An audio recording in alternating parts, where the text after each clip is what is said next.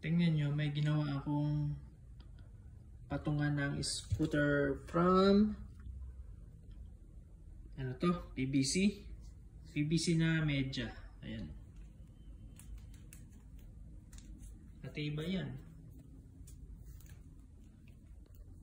Kung gusto niyo lang ganito, kaya mag-alala, tuturo ko sa inyo. Ito, may ginawa akong listahan dito. Ayan.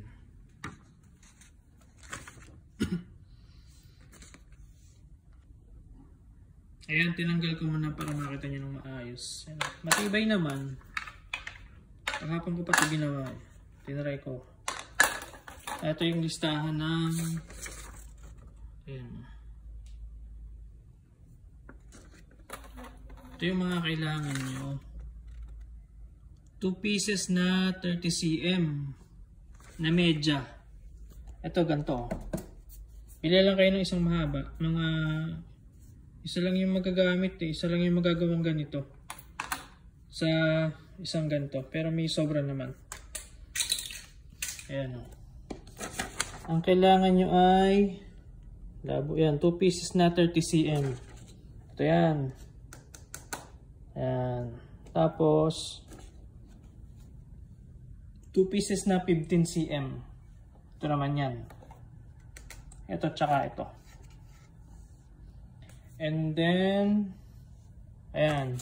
Saan na tayo? Ay, may pintura pa yung aking kuko. Ito. Ito na lang sa kabila. 4 pieces na 2 cm.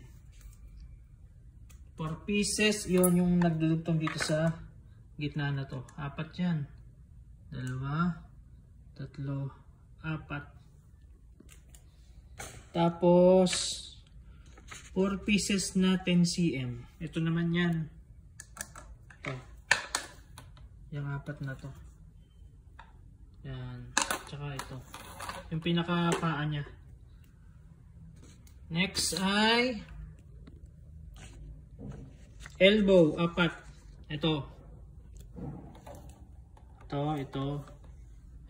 Ito. And then 4 pieces na T. Ito naman yung nagdudugtong dito sa ano. Ayan o. Ayan, 4 yan, kabilaan yan. Tapos 4 pieces na end cap. Ito yan. Pinaka-takip niya. Ayan. Ito, wala naman akong nilagay na glue. O yung mga, yung Niltex ba? Wala yan. Pinagdugtong-dugtong ko lang. Matibay naman. Pero depende sa inyo kung gusto nyo lagyan. Ito kasi, pag itatago ko, pwede kong baklasin. Kaya hindi ko muna nilagyan ng pandikit. Pero pwede kong baklasin kung gusto kong baklasin. Hindi naman niya mahuhulog. Yan. Yan. Screenshot na para makita nyo yan. Wait, ibalik ko lang ulit.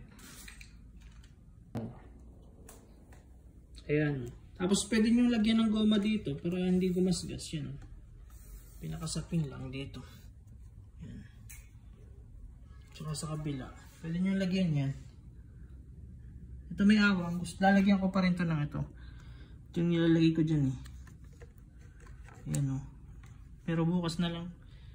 Ang tinitesting ko lang ngayon yung tibay ng PVC. Ayan o. Ayan. Basta need nyo ay yung medya na tubo. Ayan. Para kung sakali magre-repair kayo ng gulong, bawa yan. Hindi na kayo mahihirapan.